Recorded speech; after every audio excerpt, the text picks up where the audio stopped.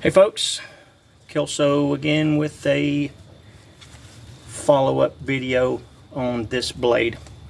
This was the November knife of the month, and it's a collab knife between Dave Wenger and Boker Plus, and this is the Micro Tracker design from Dave. And it comes in at about $85, maybe between 80 and 85. I can't exactly remember. And it's $10.95.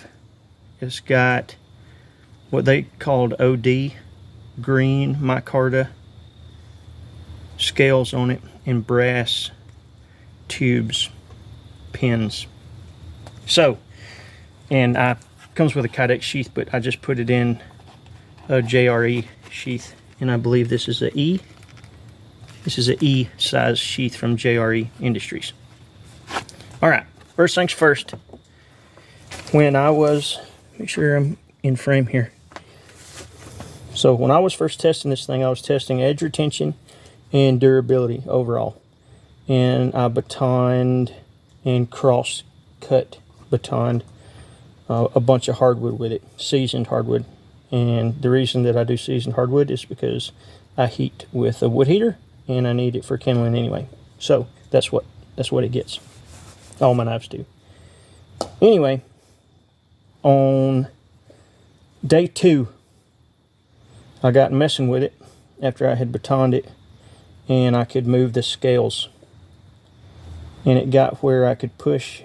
There's a pin, there's another tube under this jute, but it got where I could move it almost so far out one side that I could see under the flare part. Like, see how it flares down? I could almost see that section through the scale, and I could open the scales. There's no glue on it, and I understand it.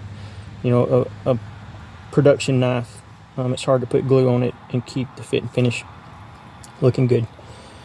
But that happened, and when the scales come off, it's pretty bad. Well, the remedy, personally, is I've done this jute wrap, and it had like a little finger groove here, and I don't necessarily like that. My personal preference in a blade is a barrel style handle. I want it to be the same all the way around, so regardless of how I'm gonna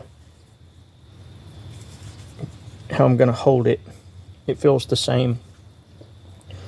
So I put glue on it. I got it back together. I put it in a vise, and I did 2 ball bearings and a flaring tool, and took a brass punch and a ball bearing on the bottom side of the head with a 3-pound hammer. I tried lots of stuff trying to get it tightened up, and I just couldn't make it work. So I put glue in this area all the way around it, and I started wrapping it with jute twine and applied more clear Gorilla Glue, the clear stuff. Wrapped it, applied more, wrapped it, and got it just as tight as I possibly could without breaking the jute, and put 5 or 6 half hitches in it right there at the end, and put a final coating on it. And that jute has held up really well. I haven't had another issue with it for the rest of the month, and I did this on the 2nd or 3rd day. But I reprofiled this front section of the blade here. I do all of my fine tuning stuff. I normally use the very end of the blade anyway. So I reprofiled that just to give it a little better edge geometry, and I left this factory back here. And I put a 90-degree spine on there. Scrapes ferro rod good. Ooh, did you hear what I said? Scrapes a ferro rod good. But the good thing about this is I was really excited about this knife. I like tracker knives, and this one was a gateway knife, I'll call it. An $80 opportunity to get my hands on design that's normally $400 or $500, and I got it, and it didn't, catastrophically fail, but I could have kept on whipping on it until it probably failed. So I was kind of upset that They didn't do Dave quite like they should have. You know, if I think if somebody takes your design, they are to be a direct representation of your brand or your design. That's what I think. And you know, I don't think they did a very good job of that. But once I had fixed it or patched it, you know, it wasn't a permanent fix. It's permanent for me. I mean, I'll never take it off. It was a great knife.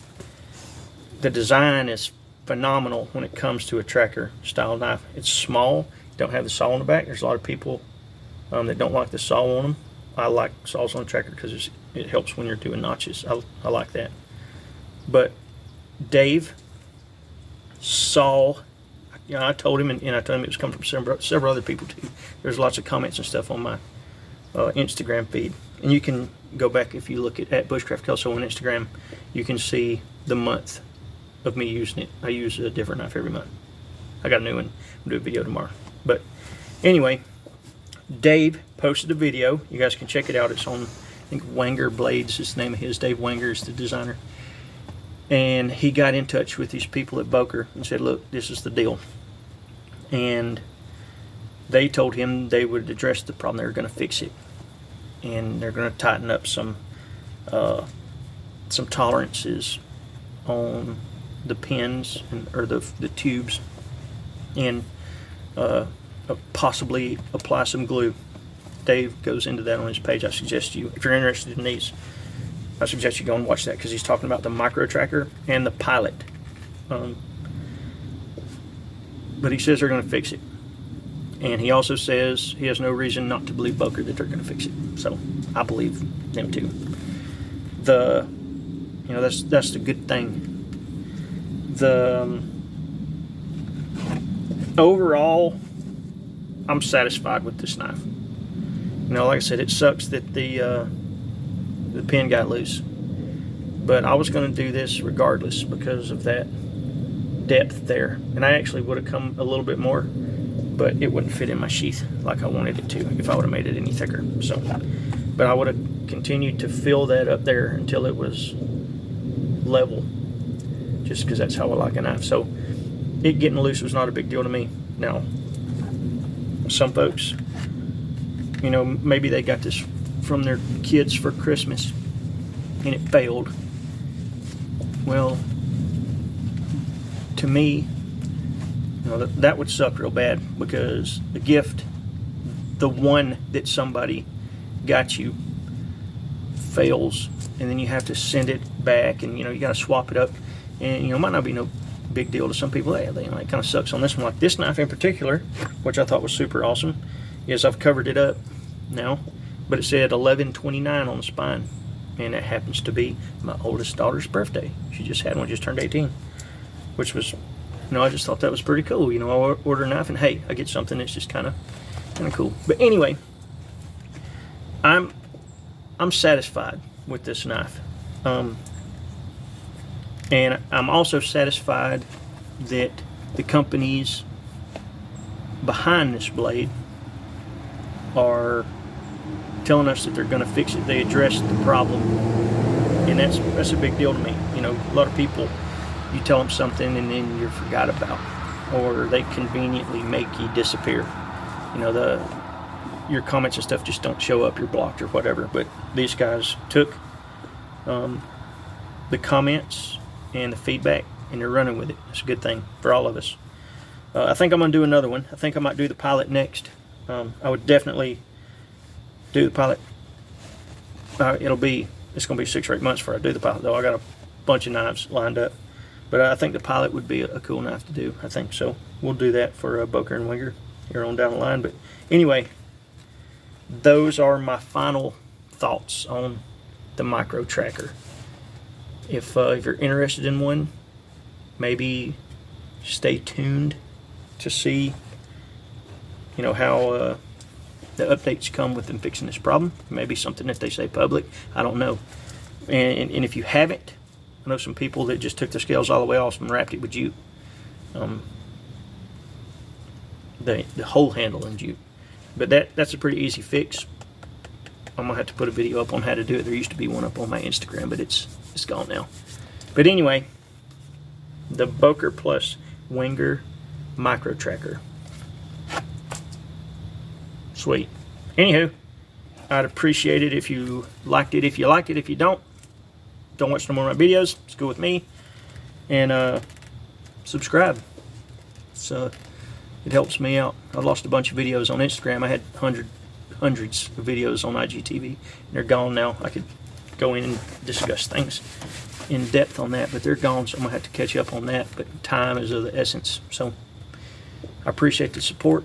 Until next time.